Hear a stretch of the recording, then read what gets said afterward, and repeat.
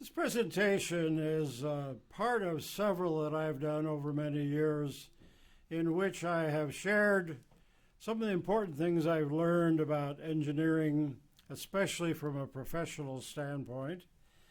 I've been able to provide this particular topic to more than 300 student audiences, and I call it the communication connection.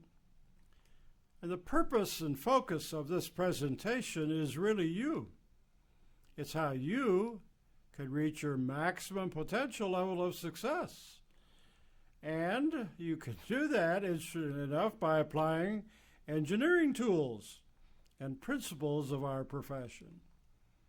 The world of engineering is certainly very global and very dynamic. I'm sure you're well aware of that, and in this kind of a world, engineers solve problems and make the world a better place by applying technology. Engineering technologists are also very active in this same type of providing important things for our world. We develop technical skills early in our education process, and you might think about, well, what could I design? For example, senior design or something like that. What kind of things should we could design as engineers? Well, you might ask the question, should we design drones? And the answer is no. Ooh. Well, how about if we design drones to carry things? The answer is no again. But if we design drones to deliver things to people, it's a big yes. People are the purpose for our technology application, and we need to think about that a little bit. Now, we develop many technical skills, and we have many ways of continuing to do that, and we must do that, of course, but we also need to develop effective communication and other non-technical and professional skills. What if you knew everything in the world, but you can't communicate it to others in a way that they can understand and use it? What would that be worth? Well, you might feel important, you might be famous, but would not accomplish anything of value. You have to think about that. So just having information is not the important part. Just being able to make things is not so important unless we understand the user. And that's the center point of the commercial communication connection. Written communication will be discussed, webinars, and on-site presentations, both the informal ones that we have the most of with small groups, and formal and larger groups and more important groups. So the connection is really talking about information transfer, and it needs to be packaged for the benefit of the user. So it wants to be designed for either a reader or the audience and arranged in effective sequence, make it easy, and then delivered so readers or audiences can not only understand it, but especially use it. Let me give you an analogy associated with an electric power industry. Electric utilities generate electricity in central power stations for the greatest amount, and they have lots of customers located in various parts of their territory. Now, in order to make anything happen here, we need to have a transmission system that connects the supply to the user. That's could be also considered a very similar approach when we have information, much like electricity, and we have an audience who are really our customers, and we need, in giving a presentation, to be a good transmission system. Now, the most important thing in an electric utility is that the transmission system is not designed for the generator. It's designed for the user, the customer. That's called the electric connection. The same thing is true in the communication connection when we consider the value of the presentation or a written report as the transmission of information from us to the user. Very similar. First, in the written communication, if you're going to write something, especially things that are a little more involved, you need to start with an overview, and you focus on readers first. Who are they? Why would they read it? What's really important to them? How much detail is appropriate? And how can they use the information? So think about that in the very beginning before you ever start to write anything.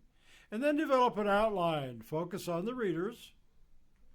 Identify what to include. Arrange the information in a way that's easy for the reader to understand and benefit. Then use this as a foundation for drafts. Especially with the more important documentation, drafts are a very important part. You want to focus on the reader. Write in a concise, logical order. Use different kinds of sentence structures to make it more interesting. Use effective paragraph structures. I'm sure you know many of these, but sometimes we forget to use them. And then make sure that the information is in a logical flow from one paragraph to the other. You need to revise drafts, especially on more important ones. So print the draft and read it aloud, and then revise it if you need to. Look for logical flow, sentence paragraph structure, audience focus. Remember, you're developing a drone that will deliver a package to the reader. Now let's switch from the reader focus to audience. Principles of public speaking are planning and preparing, practicing, and giving a professional presentation. So let's look at all three of these. Planning and preparation. You want to start early. You need to allow at least 25 times the amount of time to prepare a presentation and rehearse it as it does to give it. That's a lot of time. On some very important presentations, that's just the beginning. You have to even do more. You want to analyze the audience, just like we talked about on written words, and what they need, and make sure you know what you're talking about. Develop an outline, add details to the outline, and use the outline to develop your visuals. Well, let's just look at these three in a little more depth, because they're very important. Analyze potential audiences. Who are they? Why are they attending? What's important to them? How much detail is appropriate? How can they use the information?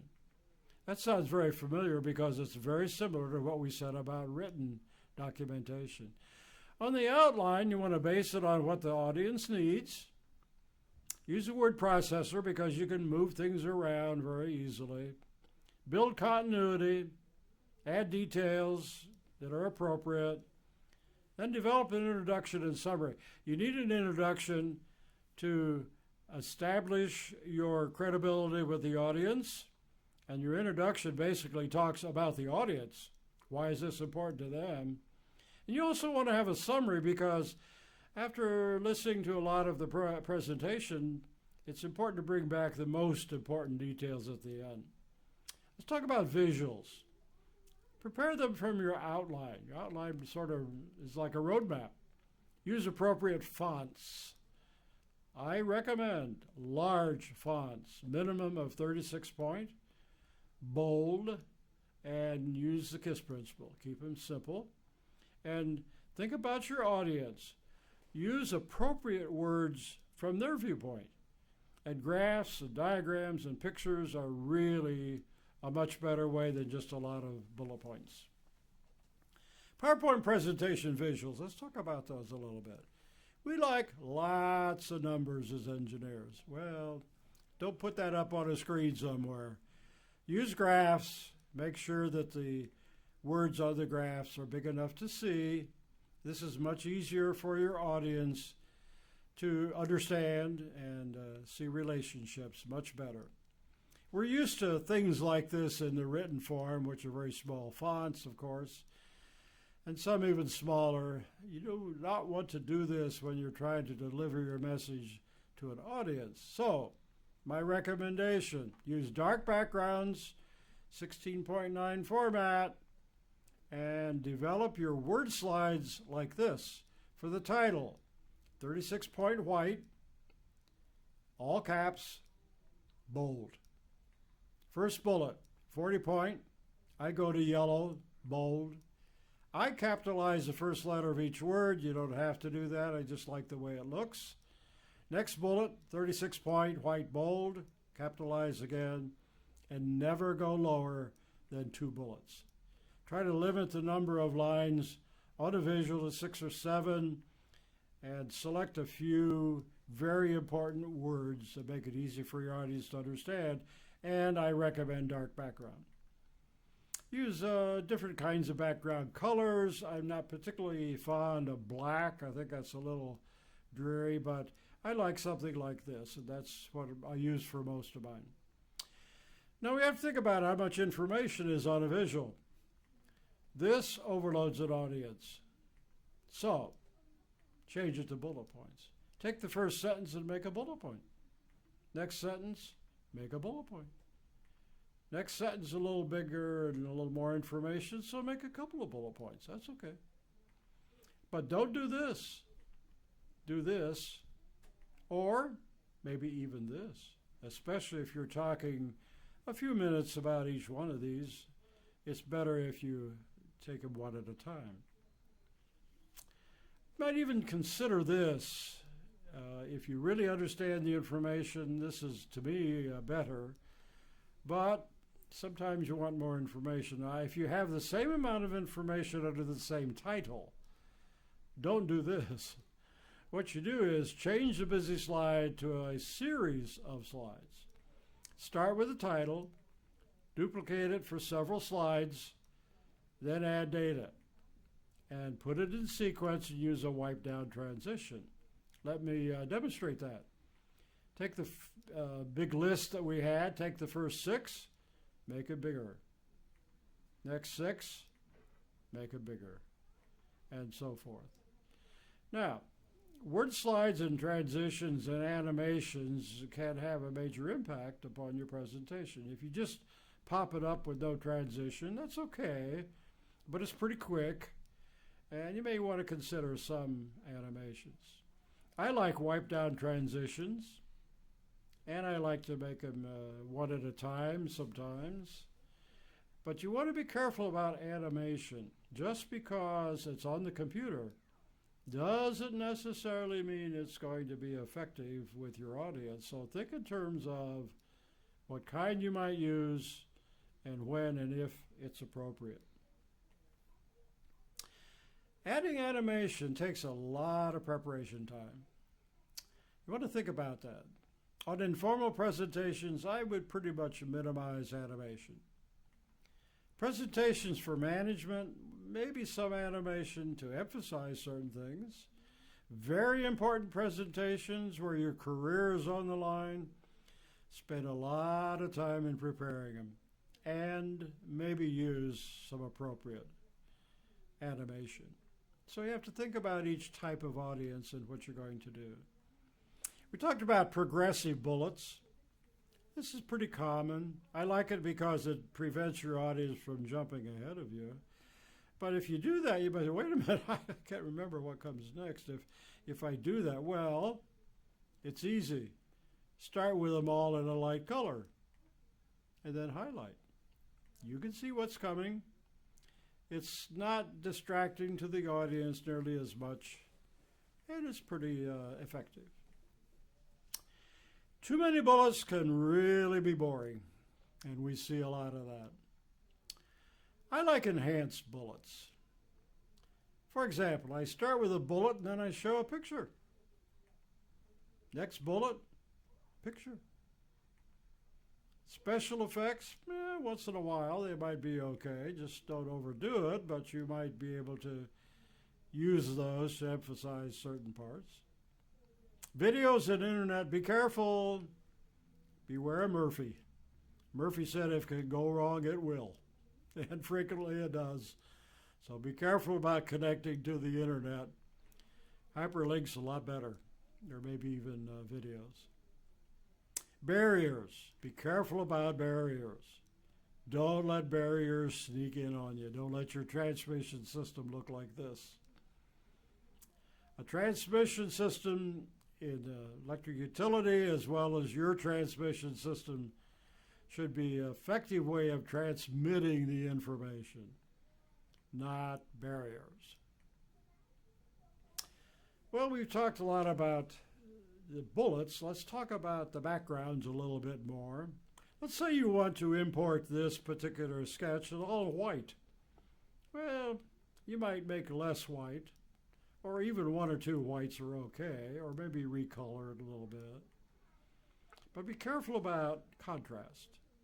Just because you have pretty colors and dark backgrounds doesn't necessarily automatically give you contrast. So think about that, as well as the kind of backgrounds that you use. They can be distractive, and you want to minimize clutter. Clutter can really mess up your visuals, so minimize those.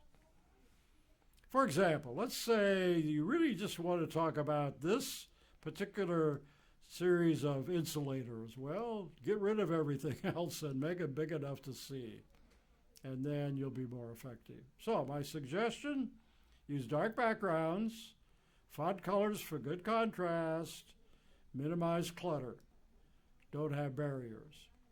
I've spent most of the time today talking about planning and preparing, and that's an indication that's where you want to spend most of your time.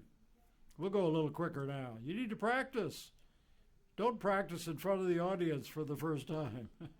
Rehearse aloud. I suggest you take each visual and you talk aloud about what you're going to say about that. Now, when you give the presentation, it may not be exactly the way you rehearsed it, but that's okay. Identify how much time you have. Don't go into, especially very important audiences with some time limit, and go overtime. Bad thing. They really write you off. So about 10 minutes of introduction, about 80% of the main presentation, about 10% of the summary, typically is about the right amount, and make sure it fits the amount of time that you have, and make sure you practice with the equipment ahead of time. If you're in a hotel, sometimes you get presentations in conferences and hotels. You really want to check out that equipment ahead of time.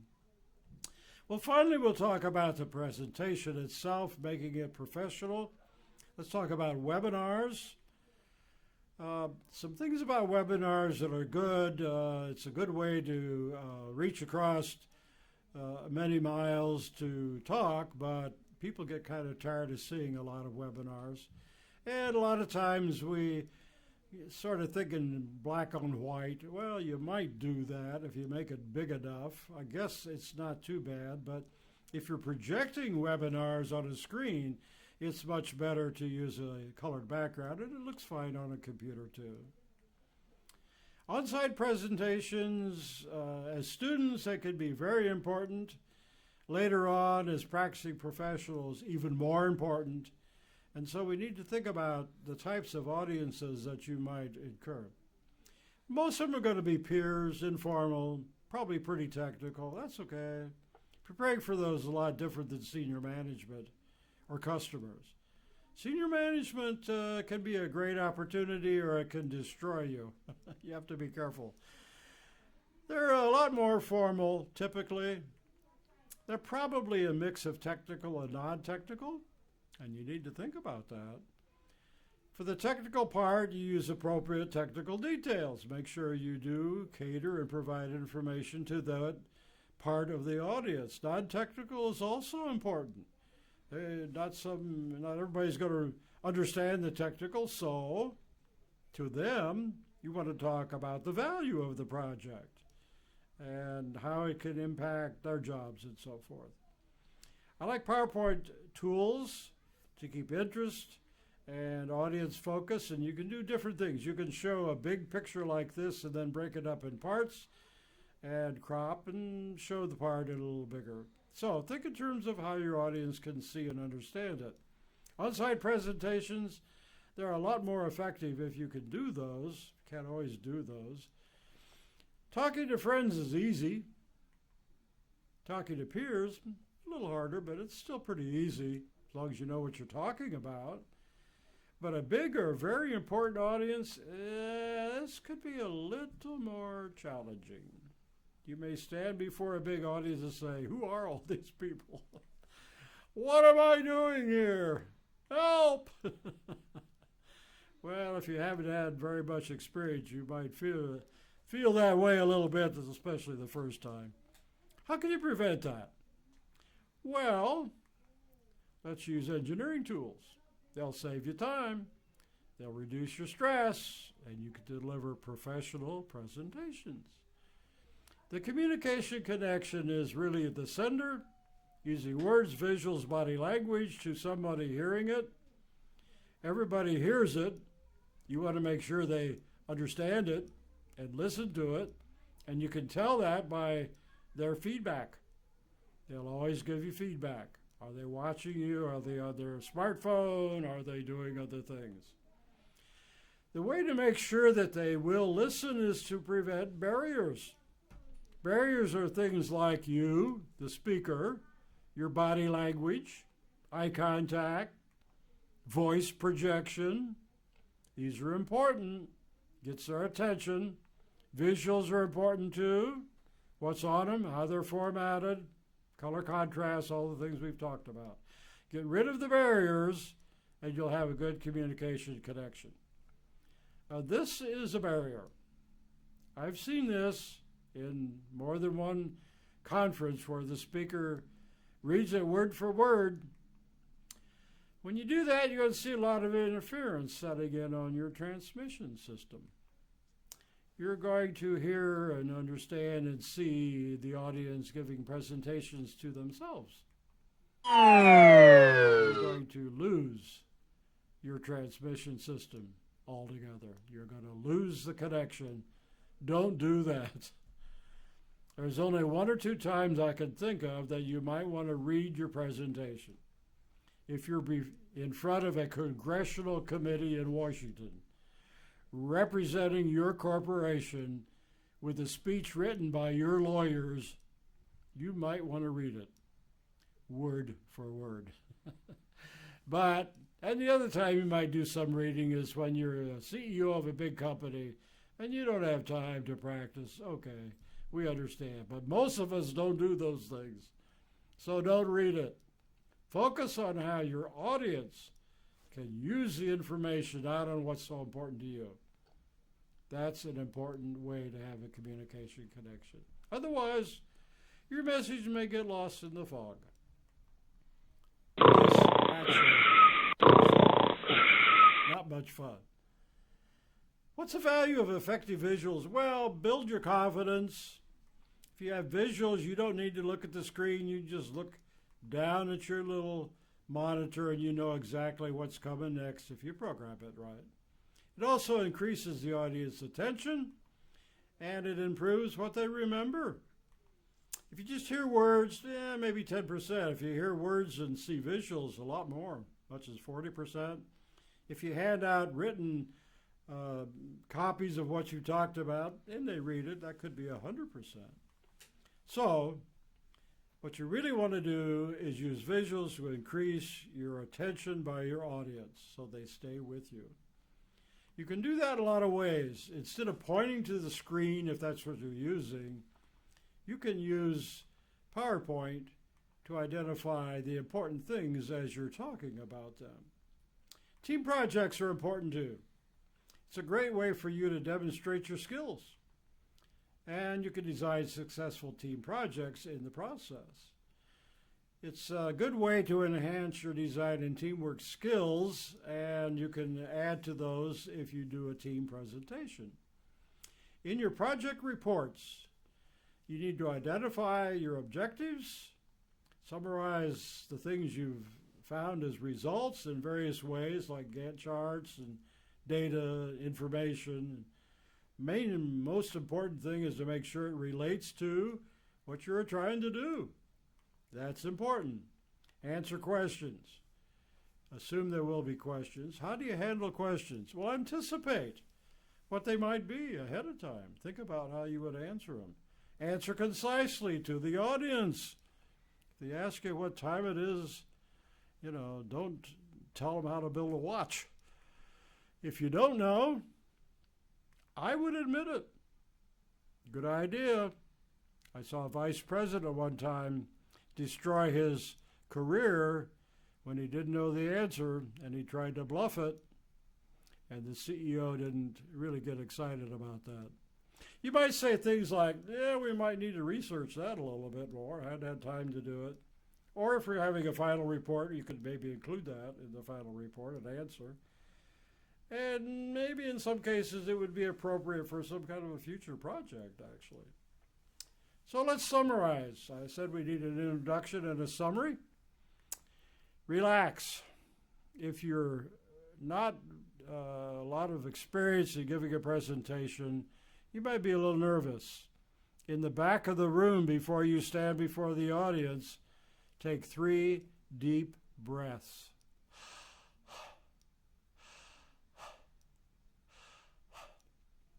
You'd be surprised how that might relax you. Don't do it in front of the audience, of course. Do it in the back of the audience. Don't feel rushed. Don't feel you have to run up there and start talking halfway up. Use the visuals for your notes. That builds your confidence. Talk to the audience. Don't read. Be careful. Don't read the visual word for word either if you can help it. And be enthusiastic. Put some energy in it.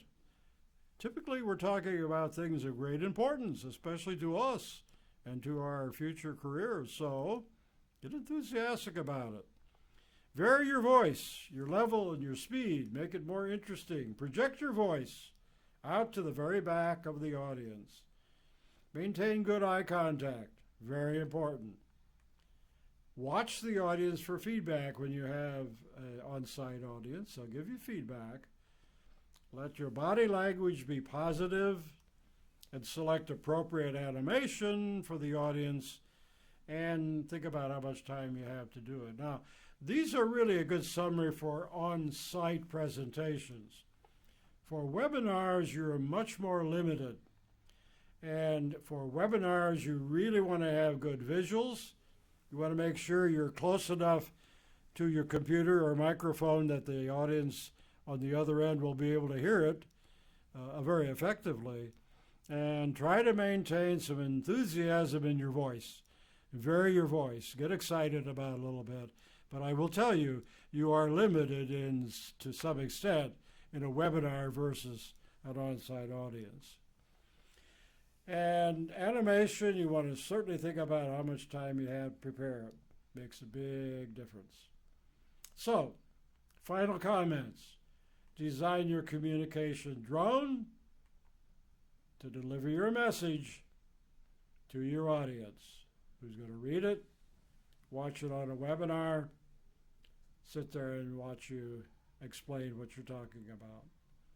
The communication connection is really much like a generator, transmission system, and customers.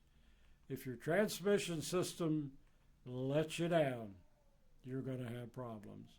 So make sure that you spend an amount of time and really think about the audience to be effective in being that good transmission system. And that is the communication connection. If you have questions or you would like to have a printed copy of these comments, you can contact me at j.watson at IEEE.org, which is the standard alias that we use at IEEE.